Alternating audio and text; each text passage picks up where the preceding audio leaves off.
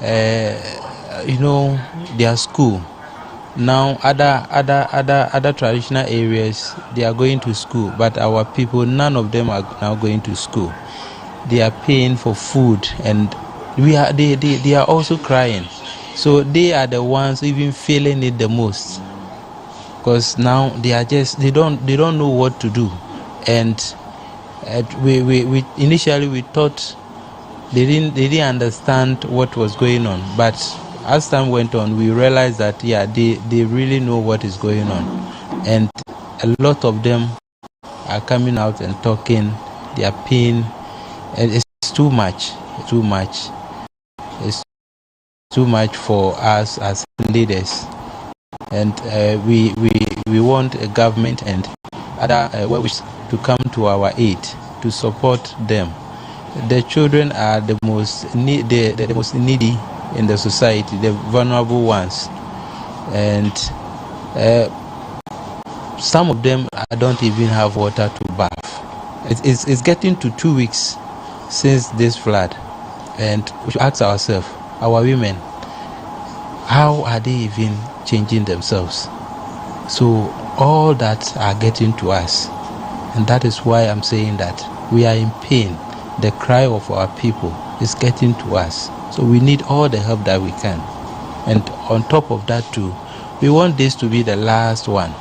This flood is not natural disaster, it's artificial disaster. It could have been avoided. We want this to be the last one. Government and stakeholders to come on board, plan everything well, involve the community leaders, so that we will have a proper plan or a proper program in place, so that this flood will not happen to us again. I can imagine there's a lot of anger in the community, because you say this is not a natural disaster, this is an artificial disaster. People are angry. Yes, our people are very angry. So we are sometimes we have been talking to them through information centers for them to calm down, not to over express themselves, because it can send negative news to those who are watching us. So they are really in pain, because you in your house just overnight, and then your house break down, your house is flooded, no food, nothing. You know how if it is you see how you feel. So they are very angry. That is why we, the leaders, we are also angry, and we are putting pressure on government, VRA, other stakeholders who were supposed to do the right thing, and they didn't do it. We are also angry and putting all our pressure on them to come to their aid. So what has been the response of the Volta River Authority? What have they said? What have they done? Well, we had a meeting with them. Initially, they didn't come to us. It was just yesterday that we met them formally, and they've come to assure that from now on they are with us. They will be coming. Whatever we need, we should be channeling it to them. They will try their best to address some of them. So we selected 2 of our members to be part of their committee, the disaster committee, so that our grievances can get to them. Initially they ignored us and they were doing their own thing. Yes, but now they've come home, and they are ready to work with us. Have they come home empty-handed, or they've brought something? Well, they came with something small gifts. What they brought was not enough. We kept asking, and they told us that they have plans. They are making plans for our people, but it's getting to 2 weeks. What should they be eating? What should they be drinking? The district supplied us, I think, 650 bags of pure water. And the ones that we have done through our loved ones and our supporters, the churches, Christian Council was here, other groups who came to help, was in thousands. If I'm not lying, it should be getting to 10,000 or so, or more. They are the ones doing the real work. Government is not doing anything. So we want to use this channel to send our way to the government that it should come to our aid. Over 16,000 people. What we are doing for them is not enough. They have all the resources. We don't have it. That's why we are pleading and begging our lovers or our supporters to come and help us take care of our people. And there's no sign that it will stop today or tomorrow. Even VRA, they can't even tell us when this flood will stop. The gates are still open and the water is still flowing. So they are estimating that maybe after the end of this month, which is not a concrete decision. And that is what worries us. What should our people be doing? What should they be eating? Those who are coming to support, they are doing a lot, but it is not enough. The food that has come will not even reach a quarter of the entire population. And the whole town, as you saw it, the whole town is flooded. All those whose house broke down, they've now moved to other people's houses. The government is concentrating on the safe haven. The number there, the population there is even lesser than those living here. Some are at the overbank, Dume, Titikope, Saikope, and the rest. Some have even moved to Akramado. Some are even isolated. So we have, as the flood came, we have about more than 10 or more than 12 little islands where people are there. They communicate with us all the time and we send water, but the foods are not enough. We are not getting enough food to supply them. That is our biggest challenge. Those are the big challenges in Mefe, and that's why we've launched this GTV Cares relief effort, so that we can have a lot of support in kind and in cash coming to Ghana Broadcasting Corporation, so that we can also now distribute it across the areas that have been affected by the spillage of the Akosombo Dam. Now they say by every strong and wise ruler is a strong and wise queen mother. I want to now hear from Mamaga Ajo Sreku the fourth, and about how this disaster is affecting the women in the Mefe traditional area. I'm going to move to Mama Ga briefly. Mama Ga. So it's a tough situation. It is. It's heart-wrenching. It's heartbreaking. Very tough situation. Sometimes you wake up in the morning and you don't know whether you're going left or right.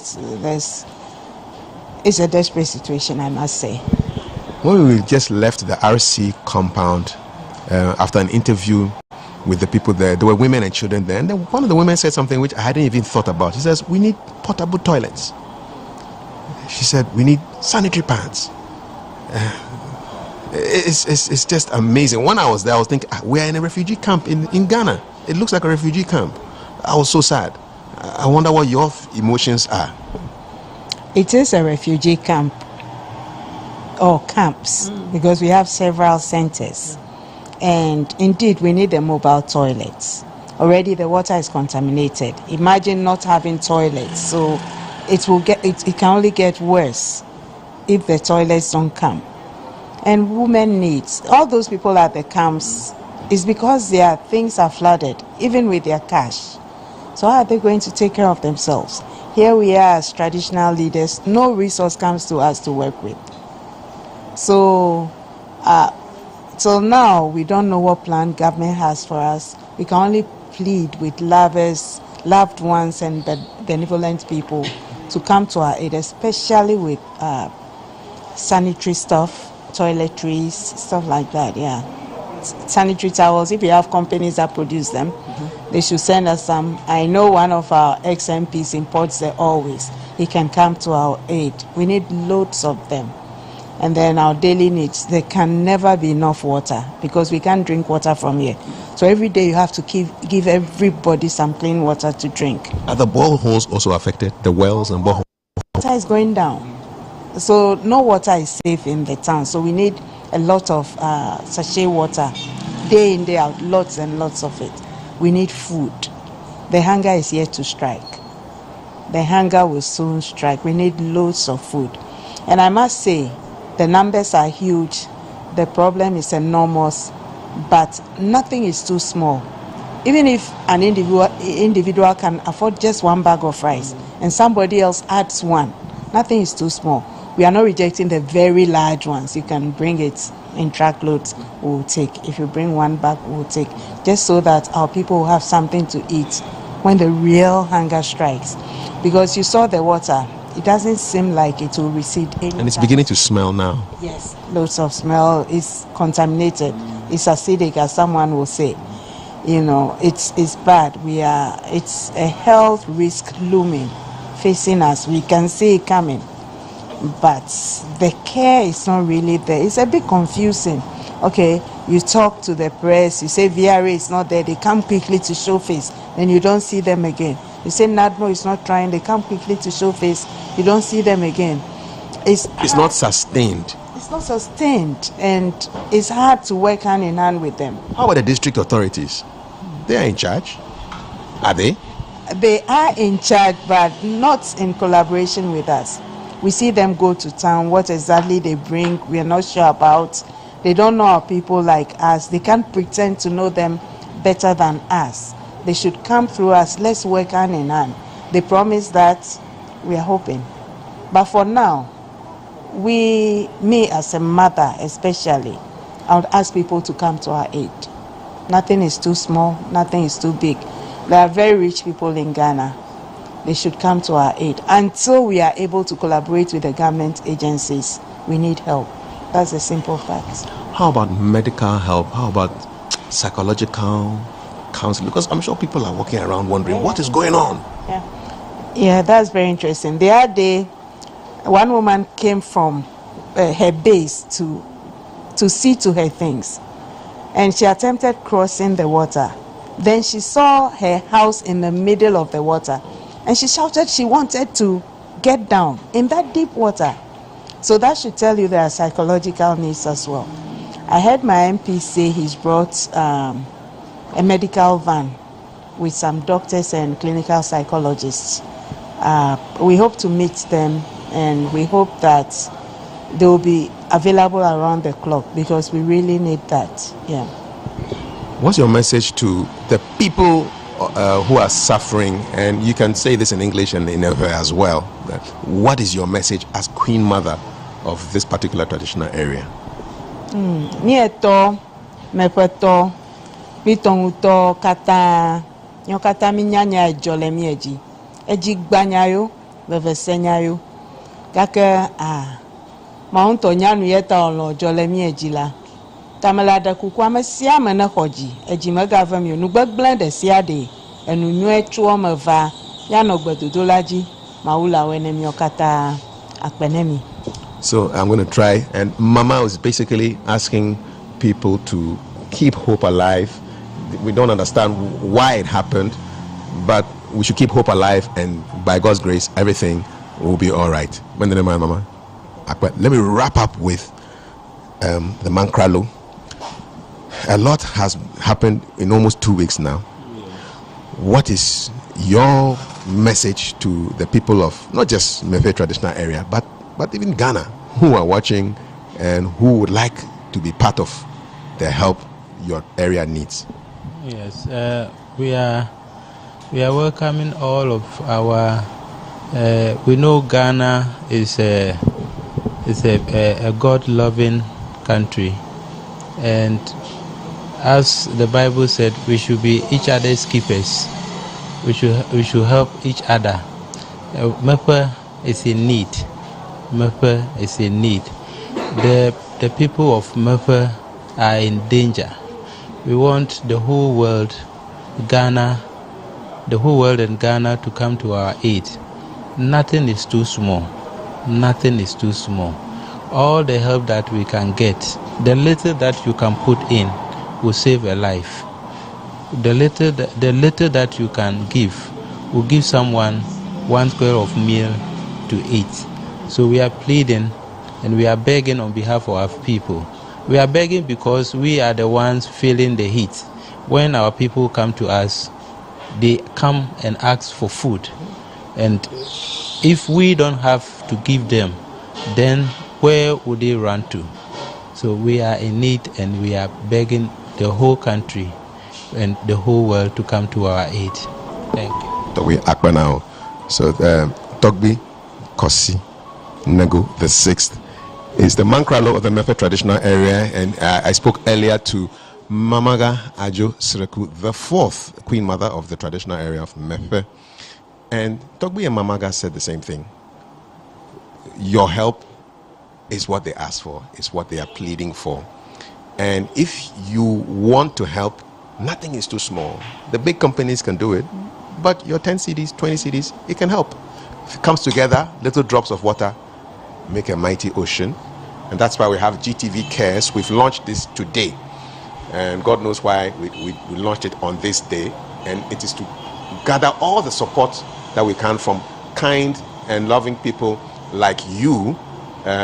Just the numbers are on the screen. The Momo numbers are there. Remember, don't allow the scammers to scam you of your hard-earned money. The ID on the mobile numbers is Ghana Broadcasting Corporation. If anybody sends anything out there with anything else, it's fake. So it's Ghana Broadcasting Corporation. The bank account details are there. If you want to give in kind, and they need a lot: mattresses, sanitary ware, portable toilets, food, water, coal pots, saucepans. You have to cook in something.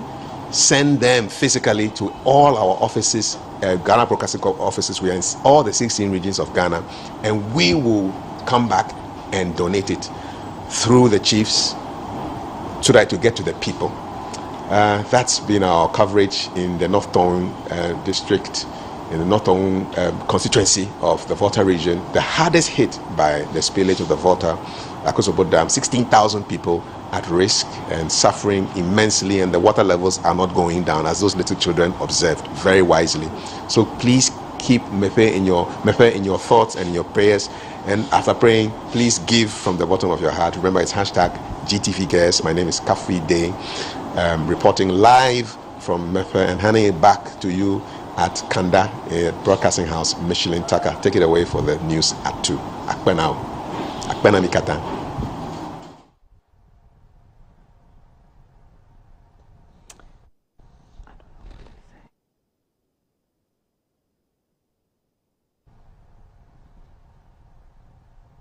Welcome back to the studio here in Accra. A human rights activist and anti-corruption campaigner, Mr. Anthony Akotua Ampao, is reported dead. President Akufo-Addo's legal representation in the 2020 election petition is said to have passed away at the University of Ghana Medical Center, UGMC, today, October 20, 2023. Reports indicate that lawyer Ampao has been unwell since the beginning of 2023. Are currently scanty, but social media is awash with tributes from some Ghanaians, including legal practitioners, eulogizing the legal luminary. The late Mr. Anthony Akotua Ampao was the head of the legal team that defended President Akufo-Addo's win in the 2020 presidential elections at the Supreme Court. The late Ampao was tipped to be named Special Prosecutor following the passage of the Office of Special Prosecutor Bill. Known as Shei writes from his student days at the University of Ghana, Mr. Ampao was part of the New Patriotic Party's legal team in the election petition of 2013. He is a partner of Akufo-Addo's law firm, Akufo-Addo, Prempeh & Co. Lawyer Ampao has an impeccable legacy in the legal fraternity, especially championing human rights campaigns and fair justice. He graduated from the University of Ghana with LLB in 1973 and acquired a BL at the Ghana School of Law in 1993. He specialized in commercial law, company law, industrial law, litigation, constitutional, human rights law, media law, labor law, investment law, among others. As a human rights activist, the late Akoto Ampao recently joined hands with other individuals and civil society organizations to oppose the anti-LGBTQ+ bill currently being considered by Parliament. He opposed the bill sponsored by a private member's motion led by Ningo Prampram MP Sam George. He insisted at the time that the proper human sexual rights and Ghanaian family values bill seeks to needlessly criminalize sympathy and support for the LGBTQ+ community in Ghana. The late Akoto Ampao further alluded to the fact that the bill also places an unhealthy gag on citizens who may want to engage in discussions LGBTQ, a situation in which he believes undermines the spirit of the 1992 Constitution.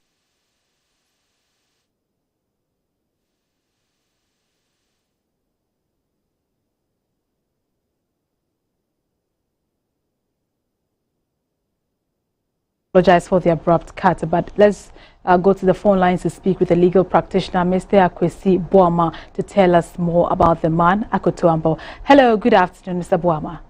Hello, good afternoon. What is your relationship with the late Akoto Ampao? The late Mr. Akoto Ampao was my father, let me put it that way, my mentor, and also my boss. Of law was he specialized in, and how did he influence you? As a matter of fact, the first time I got to the chambers, I was admitted as for the Pempen Co. He didn't even ask of my background, even until his death. He never asked of it. All that he saw was that I'm human just like him, and the fact that I needed to give him a fair treatment, irrespective of where I was coming from. And he took me as a son and taught me the rudiment of the legal practice. And there was no time that I went to him that he should help me with a case that I was involved in terms of going through my work or looking it up for me. All the occasions that I went to him, even when he was eating, he stopped, he pushed his bowl aside and then got hold of my brief or my draft, whatever I've drafted, and then went through it for me. And there is one person who I must say is a deep thinker. He had different perspectives on issues. He had a mind of his own, very brave, fearless. He held on to his convictions. And it wasn't me alone. He took everybody as his son or daughter. And so there are times that people did not understand him. There's one person who made sure that unfairness never became a portion of anybody's life. Provided that it came to his attention, there are so many cases that he got us involved without even taking a pesewa as legal fees from people. He is fighting for people. He fought for people without taking even a dime from them. And so the many times that you saw him around, most of them were cases that he was doing for free. He stood for the right thing to be done. And irrespective of the difficulty one was going through, any time you came to him, he was able to comfort you. And then he appreciated the frailty of humanity to the extent that I saw on countless occasions people he had never met from Adam coming to him for money. And there were times I sat in front of him and he wrote checks for these people. People he had never met. And there are times that some party folks will come to the office to ask for money. And some of us have problems with that, but he never saw anything wrong with it. He just said humanity to the best of his knowledge and ability. So that's the thing I can say. Let's look at the study and practice of law in Ghana generally. How has he contributed? Hello. Mr. Boama, are you with us? I am asking, yeah, I'm with you. Looking at the study and practice of law in Ghana, how has Mr. Akoto contributed?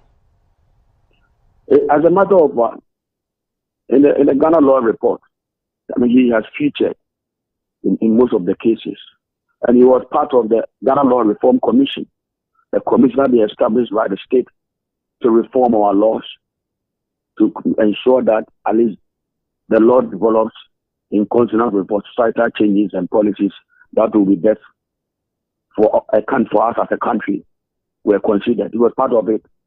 And outside that one, he belonged to, other private platforms that were also championing the cause of the law. So no matter what, whichever way you look at it, his work is there for everybody to see. He has done a lot of cases. The last case that he did was at Ghana Telecom versus Ojidom, or Ojidom versus Ghana Telecom. That was the last case that he did by the Supreme Court.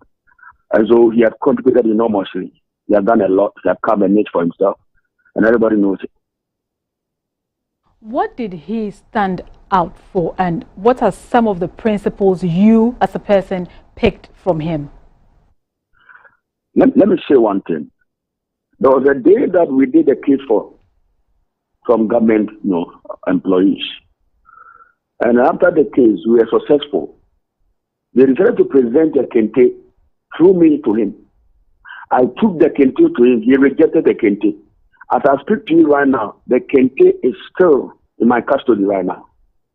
He told me that he didn't believe in helping people and then taking something back. As a matter of fact, I didn't hit. I did another thing again. Somebody gave me something to be given to him. He stood in my face and once more told me that I should take it back.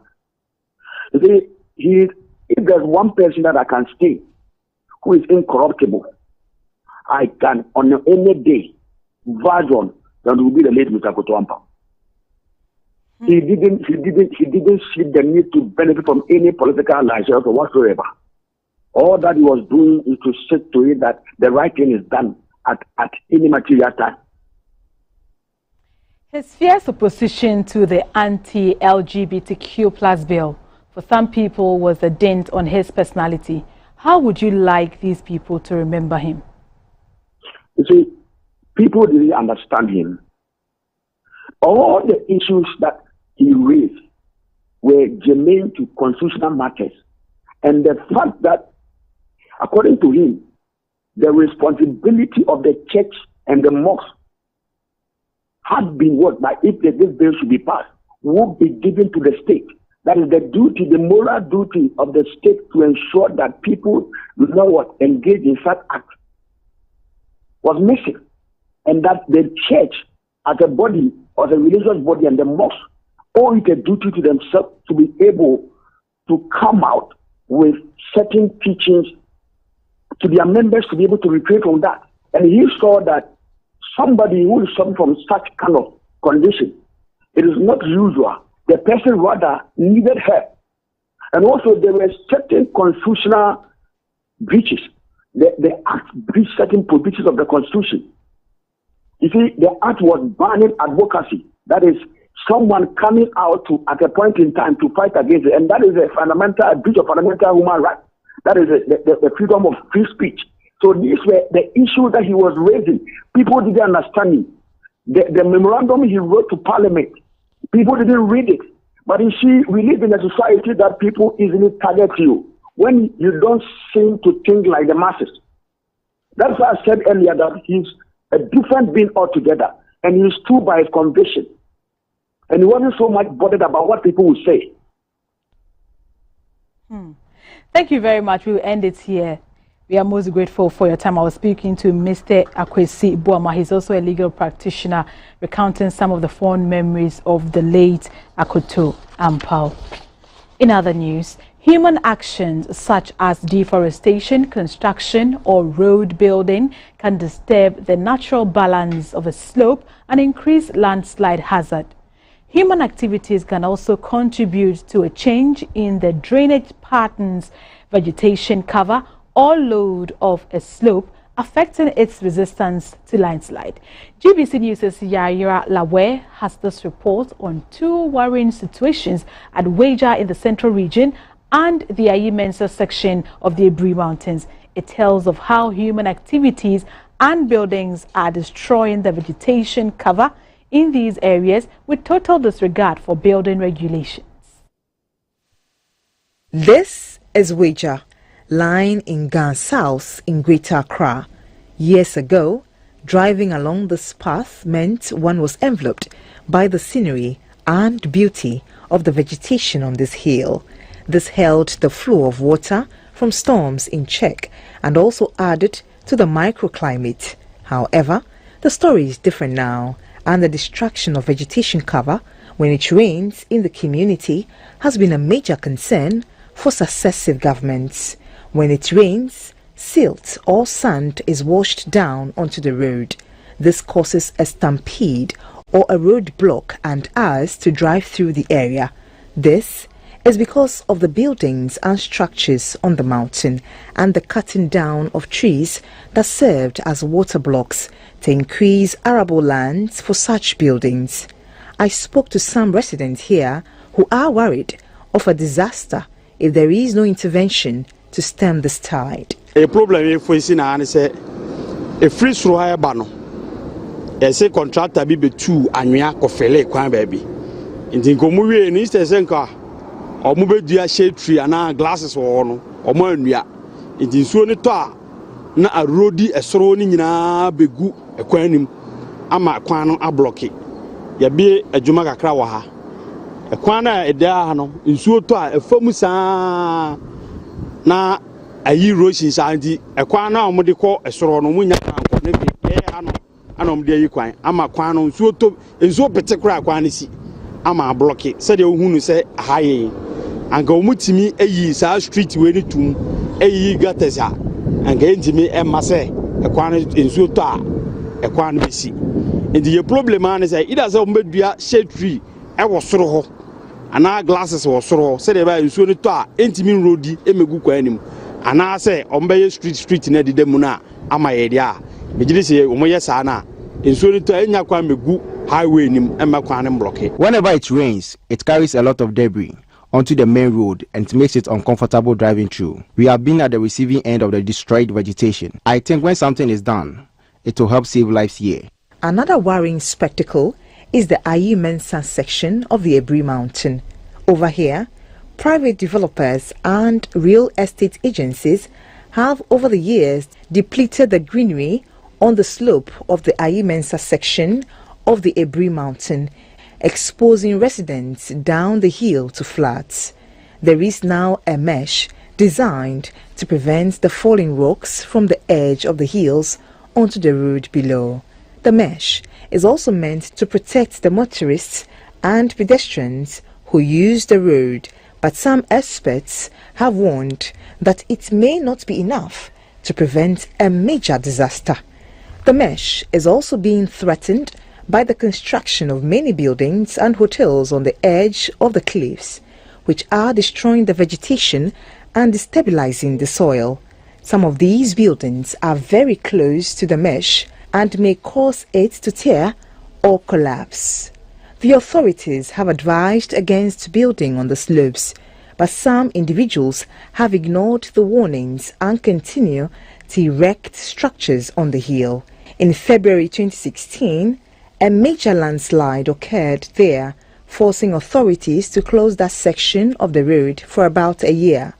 In October 2019, another landslide occurred on the same road, causing some rocks to fall onto the road and obstructing traffic. The Member of Parliament for Equiapim South, Mr. Osebunsu Amwa, called for the demolition of all houses on the Ebri Hills, saying they were a contributory factor to the mudslides at the time.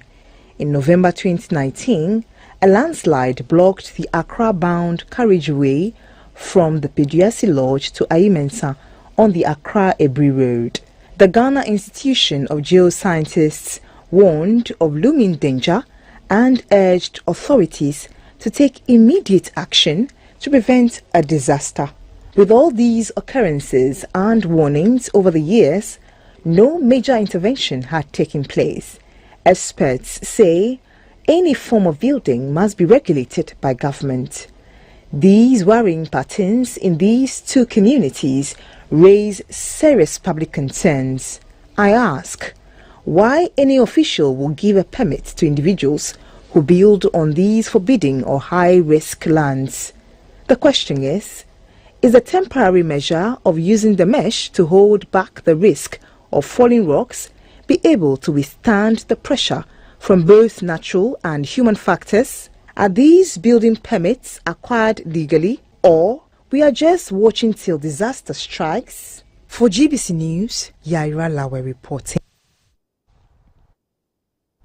The Ghana National Fire Service has inaugurated a fire safety task force to ensure compliance of fire precautionary measures. The team plans to engage owners of both public and private facilities on the need. 747 commercial fires were recorded, as well as 559 electrical fires, 566 bush fires, 429 vehicular fires, 180 institutional fires, and 20 industrial fires. The Chief Fire Officer, CFO Julius Kunuo, says the figures generally indicate a decline in fires recorded across the country.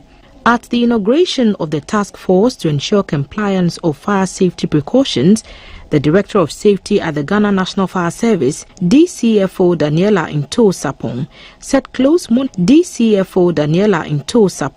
said close monitoring, supervision, inspection and compliance to complement the efforts of the Fire Safety Directorate are necessary to successfully implement national policies to protect lives. The task force will, among other things, engage property owners, inspect premises of facilities, and educate them on the need to adhere to fire safety regulations and acquire fire certificates.